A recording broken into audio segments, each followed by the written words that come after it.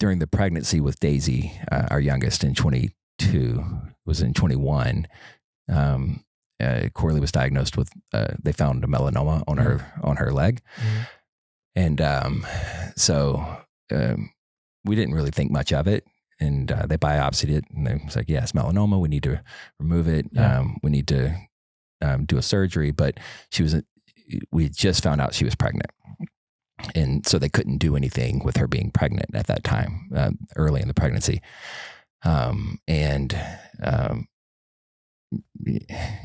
Doctors mean well, but they, their advice to us was terminate the baby so you could have this surgery. Obviously, that wasn't. And how far was she? 8 weeks, maybe. 8 weeks. Yeah, like it was. We had just found out. Dude, could you imagine life without her? I mean, that's crazy. Oh my gosh, no. That was not even a question for us. And, so they're like, okay, well, we can, if you wait, it's not. We wouldn't feel comfortable doing it. It's so the irony here is, you can terminate the baby, but we're not going to do the surgery because it could hurt the baby. It's weird. But we chose to wait till I think the third trimester to do the surgery, because then they said it was safer there. Yeah. Safer. Yeah.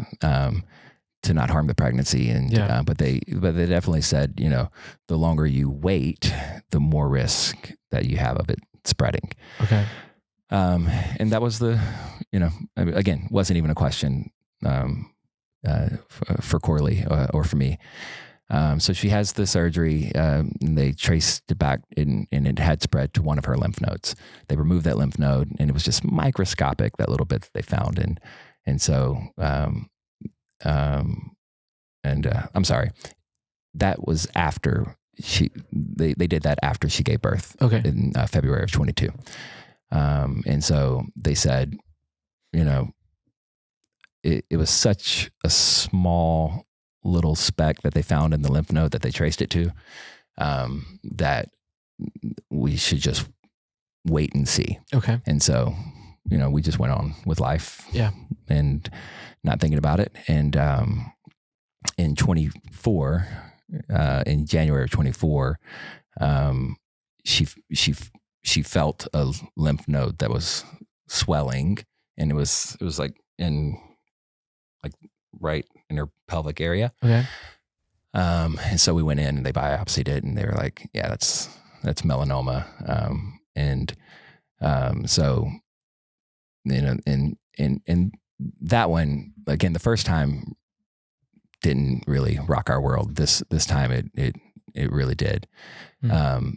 And so, we walked through the first 6 months of 24, what Corley calls her healing journey. Yeah. And she did a holistic treatment. We were at MD Anderson, and then also, and she also really changed her diet. She went hard, like keto. Oh, yeah. Mostly meat. There we go. But so the first 6 months, you said it shocked you guys. I mean, was it? Well, so we really prayed about what to do, and we did a few rounds of holistic therapy and treatments, and the doctors at MD Anderson said that she needed to do immunotherapy, and we felt like, yeah, that's what we need to do. Yeah. So she started that in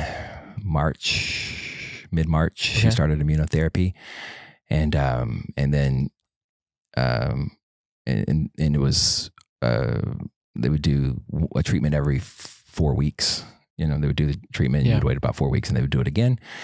And then she just got really sick, after that first round of immunotherapy, and about 2 weeks into it, and then by the fourth week, after that first month, going back to do the second round, she was really, really sick, and the tumor and that area was still just was just growing more and more and more and advancing. So we do the second round, and because we went in to consult with them, and they said, listen, this is good. This is actually good news that you're having fever, that you're the sickness is your body like fighting this, and so like you need to push through, do it again.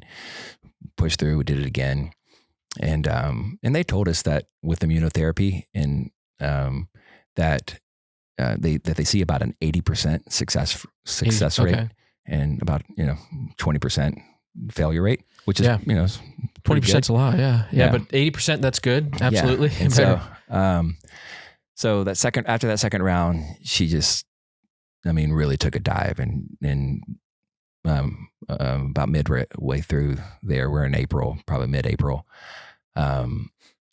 She's completely bedridden. She couldn't get out of bed. Like she was like kind of wasting away. At this point, how were you doing as like trying to lead a company, also then carrying the weight of, your wife being sick with young kids, 4 kids?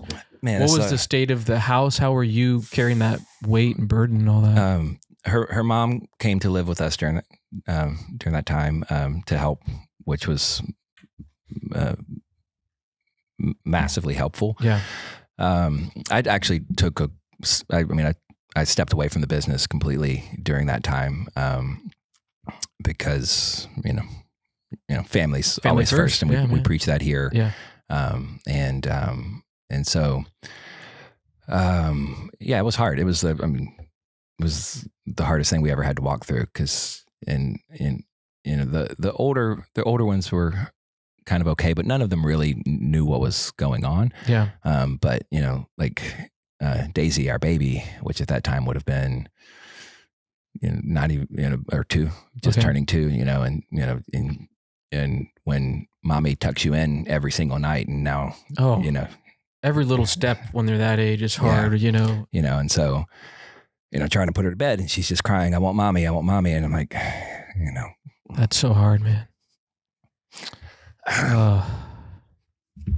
You look what you did to me. Come on. This is a good story though, because it's a great story. Yeah.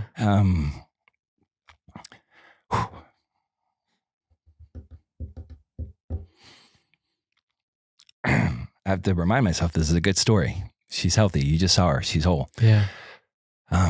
But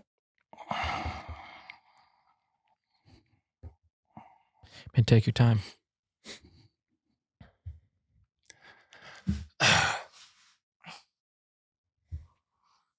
It's such a good story. Yeah, it's amazing. It's an amazing story. But when we went, so after that second round, okay, I'm gonna get it together. Pull it together. You're good, man. You're good. Men aren't supposed to cry. Dude, I do all the time. I cry at commercials. My wife will be watching a show. I'm crying. My wife's looking over. Are you crying? I'm like, I watch the show. I'm not crying. Yeah. Way more emotional now that I have kids. Yeah, man, totally. So I'll jump in real quick and tell you, you know this, my pops, he had stage 4 cancer, and we were told he had a year or less to live. And, someone you talk to multiple times a day, we're in ministry together, best friend, hero, all that stuff. All of a sudden you just go, man, he may not be here to see my kid's next birthday. Yeah. And just the emotion that hit our family, we're all super tight, super close. And just like your wife, to see my dad healthy and whole, it's like, man, praise the Lord. Mm-hmm. And those moments, so you look back and you just go, that's what makes life special, is the people that you love and you're surrounded by. Yeah. And when there is sickness, you go, man, we see shows, we watch TV, cancer is not supposed to affect our family. And that sounds arrogant. I don't mean like that, but it doesn't mean like, it's never going to happen to me. Yeah. It's like, it's not going to happen to us. And when it did, it just rocked us. I remember coming home one day and I just found out he's got stage 4. He has a year left to live, one doctor said. And I come home and I see a guy that looks like my dad 10 years prior. And I'm like, holy cow, that looks like my dad from the back. And I thought, you know what? He may not be here soon. And just that thought of and I'd hear my mom, who lost her dad early, always saying, oh, that looks like my dad, And it hit me, and I'm like, that's going to happen to me. That's going to happen to me. But anyways, fast forward, he was it's kind of same thing. MD Anderson, there's a lot of synergy there. He was down here. He did chemo. He did immunotherapy. He did not do radiation.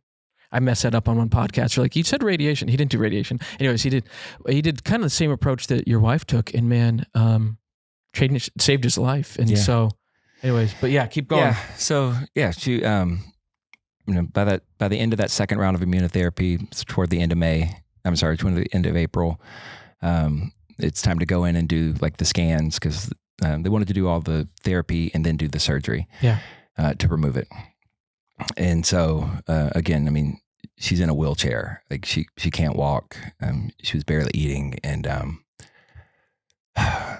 so we go in expecting good news. Good news? Expecting good news. Okay, because the body's fighting. Yeah. Yeah. And how did the cancer respond to the treatment? And and so they did the scans and they came in and they said,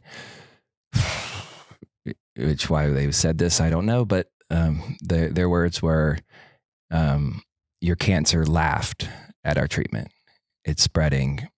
It's on the scan, everything was lighting up, and it's now where it wasn't that one, that wasn't just that one area. Now it's like it's spreading both ways, like, and they said it's actually it's too big, and because when we first, it was probably the size of a marble in January. By this time, end of April, it was probably the size of a grapefruit. Dang. I mean, it was, like I said, this whole area was just inflamed and large. I mean, you could just see it was protruding. Oh man.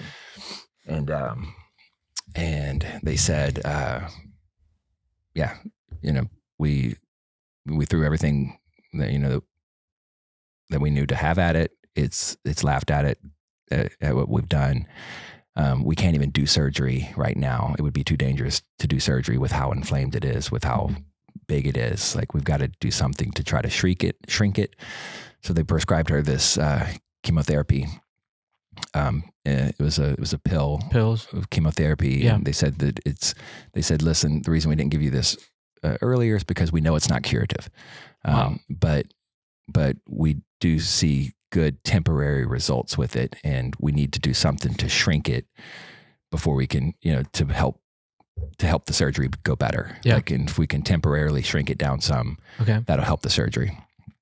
And so, we leave the doctor's office, we go down to the pharmacy there at MD Anderson, and we're standing in line, and we get the chemotherapy drugs and look at the back, and the number one side effect of this particular pill, talk about not curative, the number one side effect listed on the box was could cause more cancer. Oh gosh. And so she was so sick, we actually didn't go straight home. Like, she passed out in the wheelchair, and we went to the ER there at MD Anderson. Dang. And we spent the night in the ER. She started feeling a little bit better in the morning, and we were driving home, and she looks at me and she says, what was it like when, and we were driving home like in silence, like just neither one of us knew what to say. Yeah. This really is a good story. It is, man. It's a very good story. But she looked at me and she said, what was it like when God spoke to you? Yeah. And I just thought that was the weirdest thing that, first thing out of her mouth. Like, I was like, what are you talking about? And she said, I mean, I know our story, and God spoke to you and told you to start a meat company. What was that like? But what was that like? Yeah. And I said, well, you know this more than anyone. I mean, it wasn't like an audible sound, but it was just, I knew it was God. And I was like, why? And she started crying. She said, because I really believed that 2 weeks ago, God told me my cancer was dead. And to hear the results,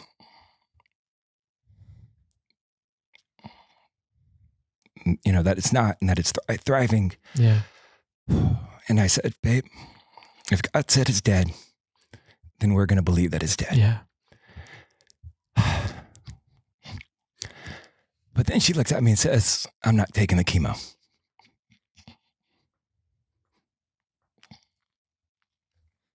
And I'm like, okay, well, where's your faith? She had the faith. Yeah. Were you kind of going, were you on board with that? Or were you like, I don't know, honey? No, not at first. Yeah. And came home and her mom and her sister was there and same conversation. And they actually kind of got mad at her, Yeah. I'm going to get to the good part so I can stop crying.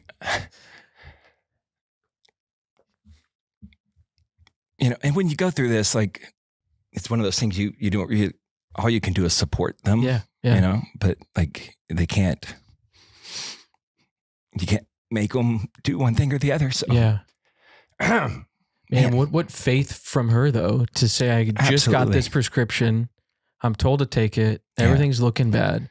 It's the one thing that should be helping, but I heard God's voice. Yeah. And for her to follow that versus traditional medicine, anything that we can throw at it, I mean, that shows her faith. And man, it's incredible. But I could see, people like, hey, honey, you should probably listen to the doctors here. But yeah. And I think a part of me felt, and I'm actually kind of just having this revelation or realization, the same way that when I said, hey, God told me to start a meat company, and she said, I trust you. Yeah.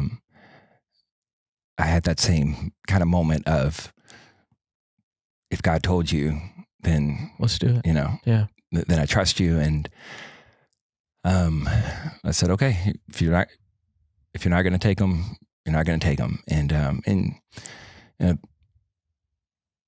just leave that there. So, about 3 or 4 days later, she's getting out of bed. About a week later, she's walking around. Dang. And just starts progressively getting better and better. And even that, like I said, everything was so inflamed, you could see it, like we could physically see it shrinking. And so, she called MD Anderson to do a rescan before surgery. And they said, we don't need to do a rescan. We've seen everything we need. We don't want to expose you to more radiation. Listen, this is what the chemo is supposed to do. Yeah. Like, this is good news. The chemo's working. We didn't tell them that she wasn't taking it because they don't like it when you don't do what they say. Yeah. I always say, radiation, it's fine for you, but then they're hiding behind a corner, Yeah. And so, I think about 2 weeks went by, and I mean, she was almost completely back to normal, like and so she called him again and demanded a rescan. They said, listen, we're not going to rescan, but I'll tell you what, come in, we'll do ultrasound. And if we think it's necessary if we think that we should do a rescan, then we will. So brought her in, did the ultrasound, and they immediately went, we need to do a rescan. And so they did the rescan, and they said, hey, this is great. Everything's shrunken by more than 50%. We can get you in for surgery like right away. Yeah. They still wanted surgery. Oh yeah. They had to do the surgery to remove the tumor. Okay. But they said, don't get your hopes up too much. This is what the chemo is supposed to do. It's good news. We can get in there and we can do the surgery. I don't know, 3 or 4 days later, went in, did the surgery, removed everything. And then, then it's that like waiting for the biopsy of, what was it? And the biopsy, we got the call, and Corley likes to say, that she didn't need to hear, she knew, knew. I didn't, I was on pins and needles. But, the biopsy came back. And like good results would be 90% dead, 95% would be great. Yeah. The original tumor that they found was 100% dead. Gosh. There was no living cancer cells, and everything else that they said was cancer that was spreading, there was no cancer. Golly. And the emotion is my gratefulness. Yeah. God is good. Amen, man.